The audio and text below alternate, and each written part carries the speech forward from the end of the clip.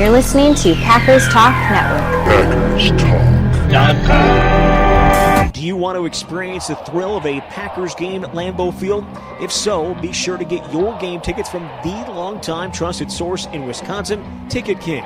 Visit their locations in Milwaukee and Green Bay, or just go to their website, theticketking.com. Again, that's theticketking.com. Don't forget they have to have good reason to overturn the official's decision.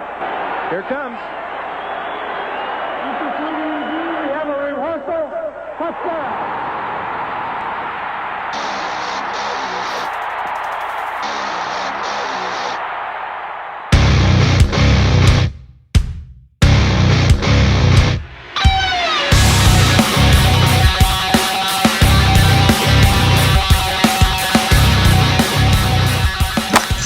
Hello, everyone, and welcome back to After Further Review, the relatively new Packers podcast from myself. My name's Ross Uglum. I'm a writer at Cheesehead TV, and joining with me, as always, is Zach Jacobson. Zach, how are you doing on this Thursday afternoon?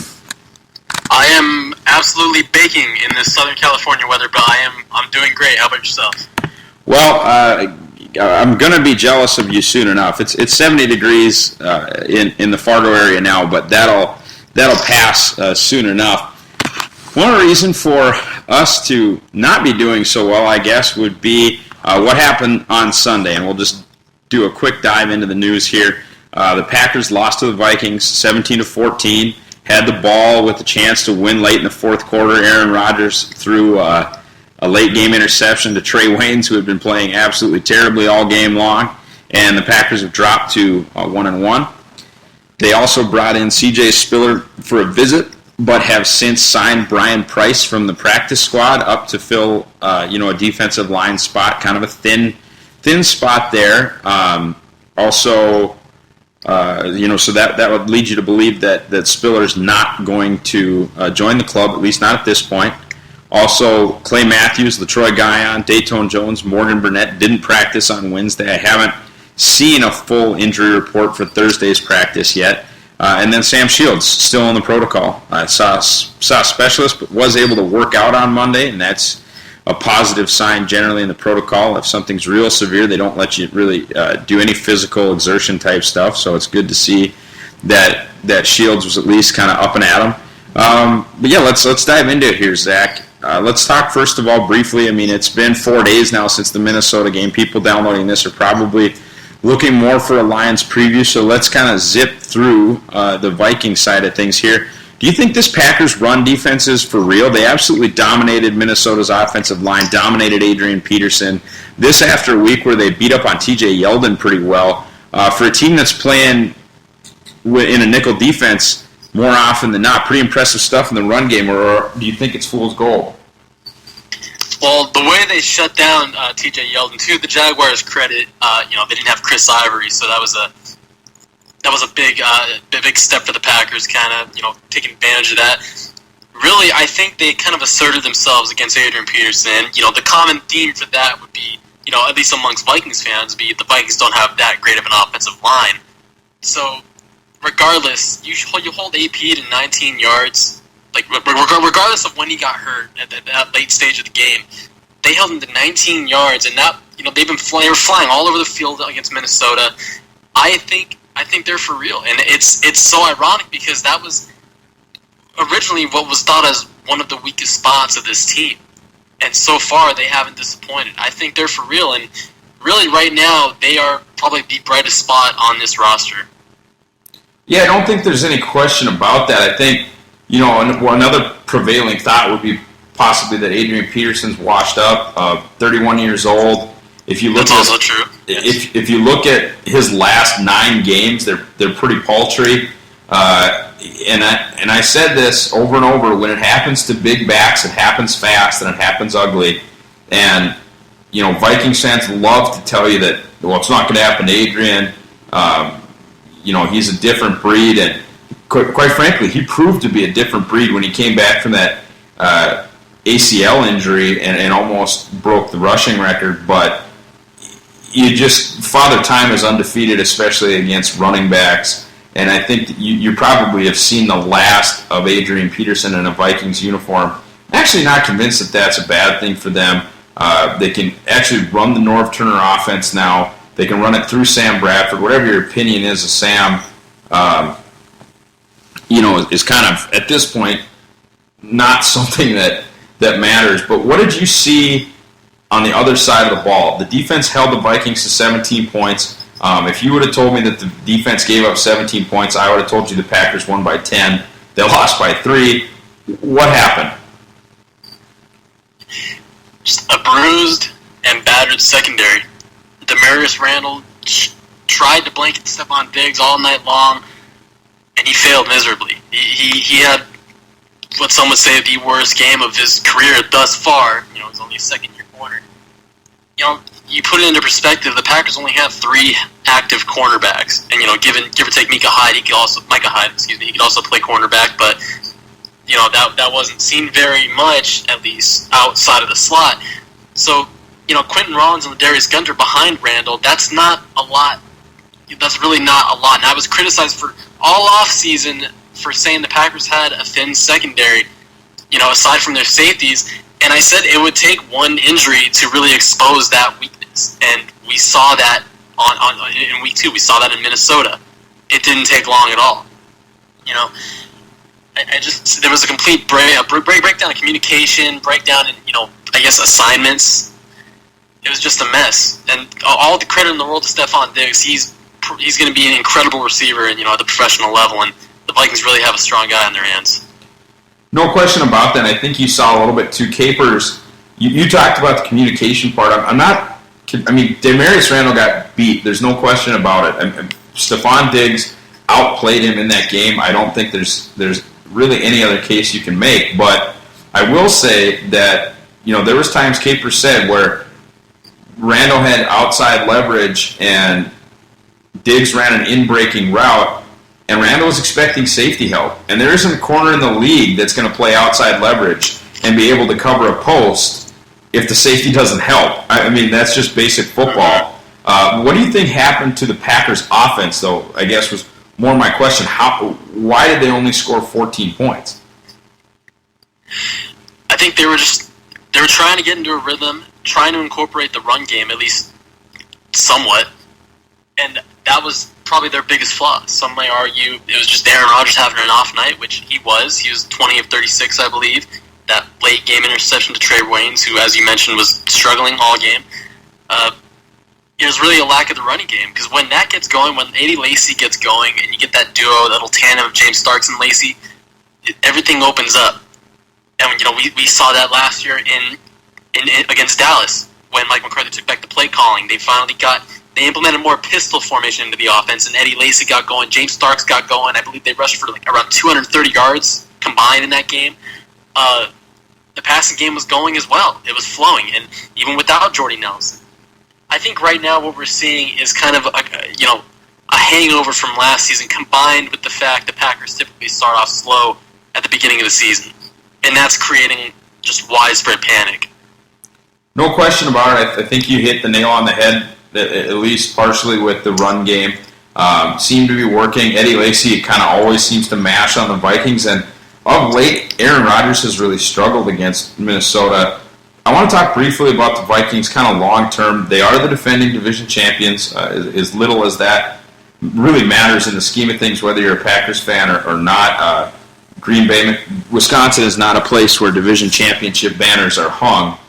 But do you feel like, without obviously the division championship, there's not going to be home playoff games in Green Bay. So are you concerned long-term with the Vikings based on what you saw on Sunday, or now that they've lost Peterson and Khalil for the season, they're obviously without Teddy Bridgewater. Sam Bradford looked good, but let's not forget how bad he's been since he came into the league. Slightly below average at best. I don't remember a real banner season from Bradford really any time. In fact, Green Bay specifically has had success against Bradford, both during his stint as a Ram and as an Eagle. Does this team concern you long-term, or was this a team, amped up in a new building, at home, who won by 3 and had a chance to lose the game at the end, that doesn't worry you that much? I do think they're going to be concerned long term. They have a great foundation. They have a defense that's really on the rise, and Mike Zimmer has Aaron Rodgers figured out. To go with my aforementioned point about the offense, Mike Zimmer has Aaron Rodgers' number, and we don't know how long if Aaron Rodgers will find a way around that. But they have a solid defense. Sam Bradford, he's not going to be the long-term answer in Minnesota. I highly doubt it. I mean, you would assume so, considering what they gave up for him. But whatever answer they go up after Adrian Peterson when he leaves, like you said, it could be his last time we see him in a Vikings uniform. But they're definitely concerned long term. I don't see the Bears stepping up anytime soon. I don't see the Lions stepping up anytime soon. If anything, those two teams are on the decline. But if the Packers still can't squeak out a division win this year, a division title, excuse me, I'm not concerned with having them go on the road in the playoffs. They've done it before, and I've learned not to doubt, Mike McCarthy. I've learned not to doubt Ted Thompson nor Aaron Rodgers and that trio. I've learned my lesson. And I think that they are definitely the second. If you think the Packers have the brightest future with the youth of their core, with the youth of how many guys that they have, always the second or third youngest team in pro football. Yeah, I agree with you there. I think Minnesota does have pieces. I think it'll be very interesting to see what happens with Bradford and Bridgewater. It'll be interesting to see, honestly, if Bridgewater is able to resume his NFL career. But for this season, I became a lot less concerned about the Vikings. I think, you said that Zimmer has Rodgers' number. Well, there have been a lot of Rodgers games early on in the Zimmer era where he absolutely lit the Vikings on fire. This might be a trend. It also might be a small sample size. At the same time, the Vikings are going to have to beat other football teams. That's the thing. They're going to have to win more. Not only are they going to have to win the game, more than likely, in Lambeau Field in Week 16, but they're also going to have to win more games than the Packers, and that's where I think the problem is going to lie for them. Without Khalil, they are probably in a state of complete disrepair on the offensive line right now, but are to the point because of because of Rick Spielman and the way that he structures rosters and continually trades up to get into the first round and eschews those mid-round picks. Rick Spielman creates these top-heavy rosters that are very thin, and I think they're one injury on the offensive line from basic train wreck status. And that defense, while it is very good, would need to be basically Super Bowl caliber to rescue an offense with that offensive line and Jerick McKinnon, Matt Asiata, and Sam Bradford, because you're going to get to a point where they're going to double Stephon Diggs. And while I think Stephon Diggs is a very, very good player, I don't think he's the Antonio Brown-style player that can beat a double team consistently. And Laquan Treadwell has shown that he has shown nothing so far. Charles Johnson, as fun as it was to have him play really well right away, has struggled since. They aren't even having Jarius Wright be active at this point. They're a team without a lot of offensive weapons, and that defense is going to not only have to stay healthy, but carry that football team. And I think that the Vikings, with these injuries, are probably only going to win 7 or 8 more games, probably only going to be 9-7 or 10-6. And man, you would hope that the Packers can eclipse that number. So those are my thoughts on the Vikings, I guess, for the rest of this season. As beat up as they are, you see Packers teams get beat up like this, but that's where the depth of the roster that a Ted Thompson GM provides always gets Green Bay to at least 10 wins. And that's what happened last season amongst all the injuries, the Jordy Nelson, the offensive line reshufflings, et cetera. Aaron Rodgers and Ted Thompson kind of make it so that the Packers can win 10 games. I'm not sure that Minnesota's that kind of program. Let's dive into some deeper film review here. Zach, what the hell is wrong with Aaron Rodgers? I would say his fundamentals are off. Despite what he said in the post-practice presser yesterday and in his interviews, his fundamentals are fine, apparently. And I guess he was an all-team fundamental champion, whatever joke he tried making to cease the room's panic.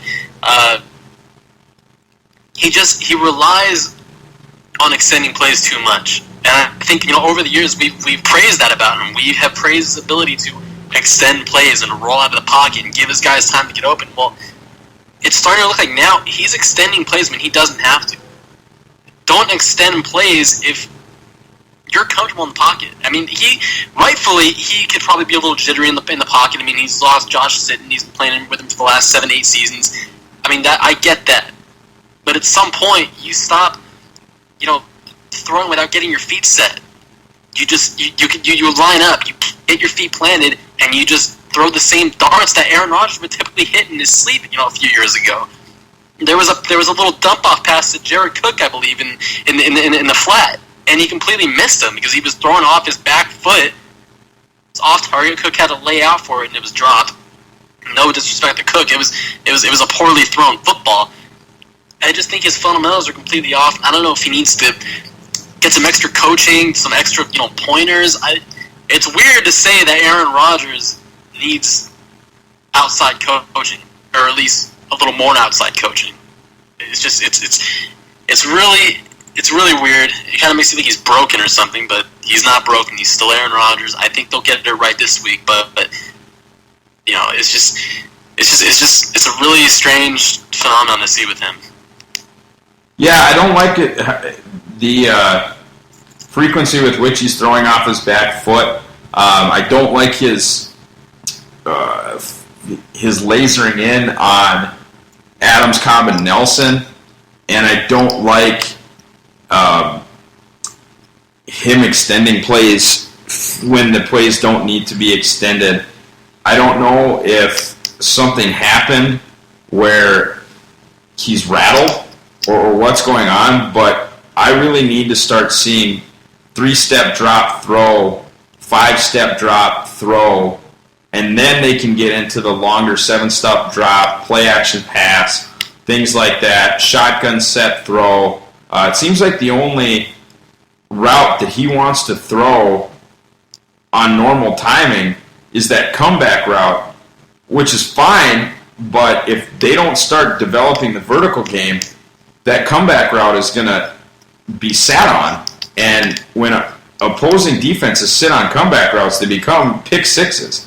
And I know that Aaron Rodgers has this ridiculous NFL record for lack of pick sixes. Even his interceptions are almost never returned for touchdowns.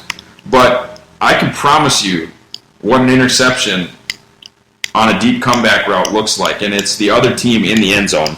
And there's really no question about it. I think, though, that these problems are fixable. I'm not convinced that there's anything physically wrong with Aaron Rodgers, which, of course, has been a concern. And really, if you have hope for this season, it's based on the fact that the Packers appear to finally have a championship-level defense, and they just need to get back to having a markedly above-average offense. Exactly what I've been saying. They put those two together. This is back to being a Super Bowl team. Right now, they're looking like they won't even make the playoffs or just a wild card exit. One or the two. Right, and this exact same personnel grouping led the league in scoring 2 years ago. So to ask this group to get their shit together and just be the 9th best offense in the league is not asking that much, in my opinion. It's not at all. So let's dive into this Lions game then. Found out a little bit of information on the Lions. They're beat up too. It seems like everybody's beat up, and it's only been 2 weeks of the season. But Amir Abdullah out for the season. That's a big blow to a Packers team that hasn't really had to show yet that they can deal with receiving backs. But that's what makes me want to talk about this now is Theo Riddick. He is slowly developing into one of the best receiving backs in the league. One of the other best receiving backs in the league, Danny Woodhead, just went out for the season. But Theo Riddick, this is a guy that is in that David Johnson, Darren Sproles type mold. And we've seen pretty decent play from Ryan and Martinez, or Blake and Jake, however you want to go with it. But do you think that the linebackers and safeties have a new challenge, I guess, here with Theo Riddick? I think there's going to be a little heavier of a reliance on Theo Riddick now, especially taking over for Abdullah. The Lions, Calvin Johnson-less Lions, they have Golden Tate and what's that other guy's name? Marvin Jones? Yep, Anquan Bolden, another threat that they added. Still a threat, even in his veteran years. I definitely think, you look at this, and you see, the Packers are facing another injured running back, another team without their starting running back. And I don't think Theo Riddick is that much of a downgrade from Amir Abdullah, because, like you said, he is a very good receiving back. He can do what's asked of him, essentially, and I think the Packers recognize that. They do have a tough challenge ahead of them. I don't think they'll be able to contain him as well as they have done to the last two running backs they've faced, but at least kind of blanketing him down the field, whichever, running to the sideline on these out routes, on catching passes, screens out of the backfield. The Packers defense so far has shown that they have phenomenal closing speed through these first two games. At least the front seven has. So I think that's going to be a big task for the front seven this week. No question about it. I think that that's one of the main things that you have to look at. I don't think that Detroit with Jim Bob Cooter is really even going to try to run the ball. So, do you think this secondary, without having to deal with Calvin Johnson for the first time in what seems like 20 years, do you think they can hold up without Sam Shields? I would say at this point it seems unlikely that Sam will play, especially considering the bye week, and that he would be, given that extra week to recover and come in and play in week 5. If he is allowed to sit against Detroit, do you think that the Gunter, Rollins, Randall secondary can hold up with there being no player of Diggs's quality, I guess, on the Detroit passing game? Absolutely not. I can get ripped for that. It is what it is. This secondary has not shown me anything that leads me to believe that they'll be able to limit the Lions' passing attack, especially Matthew Stafford, who is essentially known for airing it out. I don't see anything right now in this secondary that can help these guys stop the Lions' passing attack. And like you said, they probably won't run the ball that much, especially against this Packers front seven. So expect Matthew Stafford to air it out. I'm not calling a 300-yard game. At least, I hope I don't have to, but I don't see them really holding up so well. No, I don't think they're going to hold up in the sense of like traditional what you would say about a pass defense when you look at the numbers. But if you take this Packers run defense, add it to the fact that Detroit probably can't run the ball anyway, I just think that they're going to have to throw it quite a bit. With that said, this certainly could turn into a shootout. And in that case, the Packers offense is going to have to answer a bell it hasn't answered in a long time. For that Packers offense, how big is the lack of Ziggy Ansah? I think it's huge. If you rule in the fact Lane Taylor's starting at left guard, Ziggy Ansah won't be really rushing much because he's not going to be there. So it takes a huge load off not just the Packers' offensive line, but Aaron Rodgers as well, who, like you mentioned earlier, he's seen it somewhat skittish. He's seeing ghosts everywhere. He's tripping out in the pocket, and hopefully that kind of prevents him from rolling out and extending these plays when they don't have to be extended. It's a pretty big task, and hopefully it's another stepping stone for the running game they could possibly get going this week. Because I know Mike McCarthy said he wanted to run the ball more, so hopefully we see more of that implemented in the game plan this week. So do you think that the Packers can find its feet against? I know it's only two weeks that we've got this data, but Football Outsiders DVOA has Detroit ranked 27th defensively. For comparison's purpose, Minnesota's ranked 3rd in defensive DVOA. is this a week that the Packers can find their way, or are there systematic problems that aren't going to be solved by somebody else having a bad defense? I will say, if the Packers wanted to get their aerial attack going again and getting things back to the way they used to be, this would be the week to do it. After that wake-up call Sunday night, this would be the week to take advantage of their opponent, get their feet under them, get their momentum going, because they're going into the bye week. They'll be able to work on whatever game plan they have, kind of round it out a bit more. So it is a big drop off in defensive ranking. I mean, that's 24 spots, but it's more of like I said, momentum kind of thing. If they can get something going this week, they will implement that more into their game plan. Kind of use it in week 5 when they come back from their bye week. It's just a matter of staying consistent with what works. I mean, consistent with what works, I think they need to find what works. Unfortunately, I think, they might need to operate out of something besides 11 personnel. They might need to utilize Trevor Davis, Ty Montgomery, et cetera, et cetera. I don't know if that means bringing in C.J. Spiller. It probably doesn't.